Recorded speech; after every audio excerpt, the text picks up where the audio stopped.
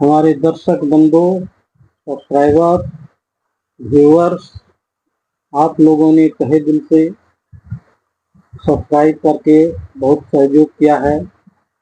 जो भी बंधु हमारे चाचा पिता तुल्य जो भी हों, भाई, छोटे भाई, बड़े भाई जो भी हों, आप लोग वीडियो को देखें, सब्सक्राइब करें, लाइक करें, कमेंट करें। आपका ही चैनल है और आपके ही सहयोग से ये चल रहा है और आपके सहयोग से ही मोनेटाइज हो सकता है। आप जितना जल्द चाहेंगे उतना जल्दी हो जाएगा। विद्यापति जी का लिखी हुई एक गीत पिया मोर बालक हम तरुणी का हिंदी एक्सप्लेनेशन, इसका पूरा गीत अपलोड है पहले से ही, आप चाहें तो देख सकते हैं चैनल पर जा करके। इसका हिंदी एक्सप्लेनेशन आज मैं करने जा रहा हूँ। इस गीत का हिंदी का सार क्या है, इसलिए यह गीत मैथिल भाषा में है और यह गीत मैंने गा दिया है जो पहले से ही अपलोड है चैनल पर, और मैं इसका हिंदी एक्सप्लेनेशन करने जा रहा हूँ। इस गीत में विद्यापति जी ने क्या कहा है, क्योंकि हमारा देश या भारत भिन्न भिन्न भाषाओं से गठित है। बहुत लोग मैथिली भाषा को नहीं समझ पाते हैं। जो मैथिली भाषी हैं वो तो इस गीत को यूं ही समझ गए होंगे, फिर भी देखें। लेकिन जो लोग नहीं समझे तो मैं आज हिंदी में इसका एक्सप्लेनेशन करने जा रहा हूँ, उन्हें अच्छी तरह से समझ में आ जाए। इस गीत में विद्यापति जी कहते हैं, ये लड़की जिसकी उम्र अभी मात्र 15-16 बरस हो रहा है और उनका शादी एक छोटे से बालक, दूध पीने वाला बच्चा से हो जाता है। तो उसी में वो कहते हैं कि पिया मोर बालक हम तरुणी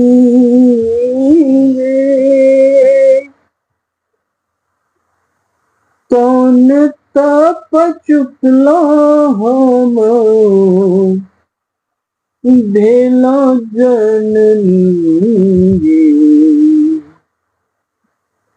कहता है कि पिया जो है बालक है, मैंने कौन सी तपस्या में भूल कर दी, कहाँ चूक हुआ जो आज मुझे इस प्रकार की सजा मिली है। लोग शादी करते हैं तो उसकी लड़की का परवरिश देख रेख अच्छा से हो। अब यहाँ शादी हुआ है कि अपने पति का ही वो परवरिश करेगा, उसका परवरिश क्या। कितनी विकट समस्या है। लोग अपने बच्चे को तो परवरिश कर नहीं पाता है जिसको वो जन्म देता है। जिसका पति ही दूध पीने वाला बच्चा हो, उसका परवरिश वो कहाँ से करेगा। अपने बच्चे को तो अपना दूध पिला देगा, लेकिन पति को कहाँ से दूध पिलाएगा। अब वो कहती है कि इस यौवना अवस्था में, इस तरुणी अवस्था में अब साड़ी पहन करके वह चल रही है और पति के इस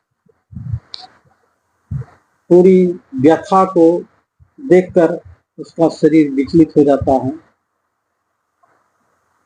अब उसके घर में कोई हाट बाजार भी करने वाला कोई नहीं है, कोई उसका देख रेख करने वाला भी कोई नहीं है।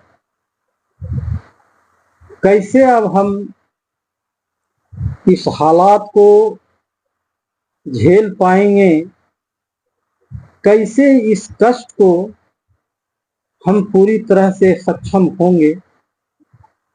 अपने पति को गोद में लेकर के खुद बाजार चली जाती। अब हाट बाजार में तो बहुत सारे लोग हैं। अब उसको देख करके इसको आश्चर्यचकित हो जाता है कि इनका बच्चा तो होगा नहीं, या तो इसका देवर होगा या तो छोटा भाई होगा। इनका तो न बच्चा होगा ना कोई होगा। वो लोग पूछते हैं कि ये तुम्हारा है कौन? पिया ले लिकोर चलनी बाजार गे,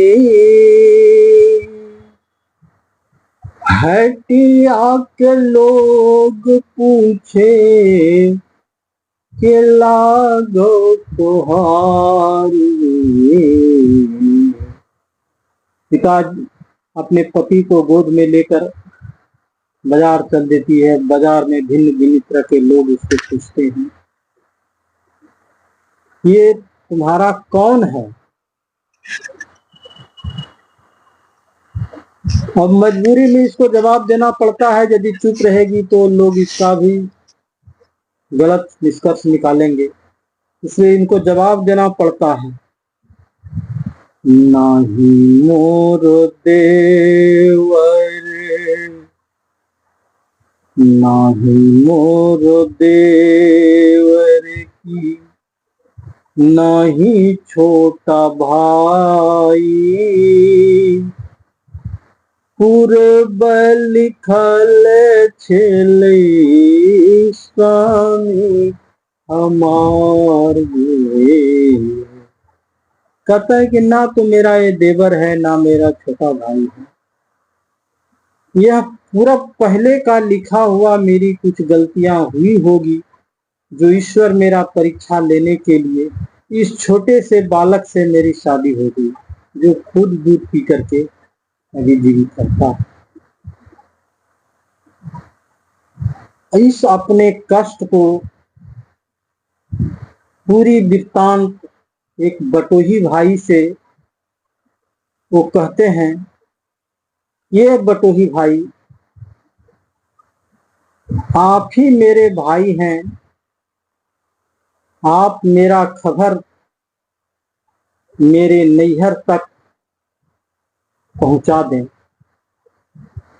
ताकि मेरे पिताजी को पता चले कि मैं उसके जमाई को कैसे पोस कर जवान करूं।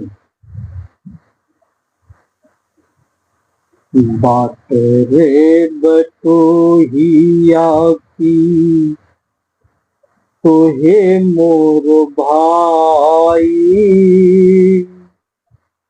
हमरो समाद नैहर ले जाई रे। ये बटोही भाई, मेरे इस संवाद, मेरे इस खबर, मेरे इस समाचार को मेरे नैहर तक आप पहुंचा दें। वो समाचार क्या है? अब नैहर में क्या समाचार पहुंचाएगा, क्या कहेगा, कौन कौन सी बात बतलाना है नैहर में? कहता है, कही हूँ बाबा से कि नए धेनु गाई, दूधवा पिलाई के वो सब जमाई। कहता है कि मेरे पिताजी को कहिएगा कि एक धेनु गाय खरीद करके वो भेज दें, ताकि दूध पिला करके उसके जमाई को मैं जवान करूं, उसको पोसूं, उसका परवरिश करूं। काहे अभी तो ये न तो अनाज खाता है, न किसी भी प्रकार का भोजन करता है। मैं इसके जिंदगी को आगे कैसे बढ़ाऊं, यह सोचने वाली बात है। एक ही उपाय है, यदि पिताजी हमको धेनु गाय खरीद के दे देंगे तो मैं इसको दूध पिला करके जवान कर सकूं, इसके परवरिश कर सकूं, इसका पालन पोषण कर सकूं। अन्यथा दूसरा कोई उपाय नहीं। चाहे कि मेरे पास तो न रुपया है न कोई सामान है, मैं कैसे इसका करूं? नहीं मोरा टाका छी, नहीं धेनु गाई, नाही मोर टाकाछि, नहीं धेनु गाई।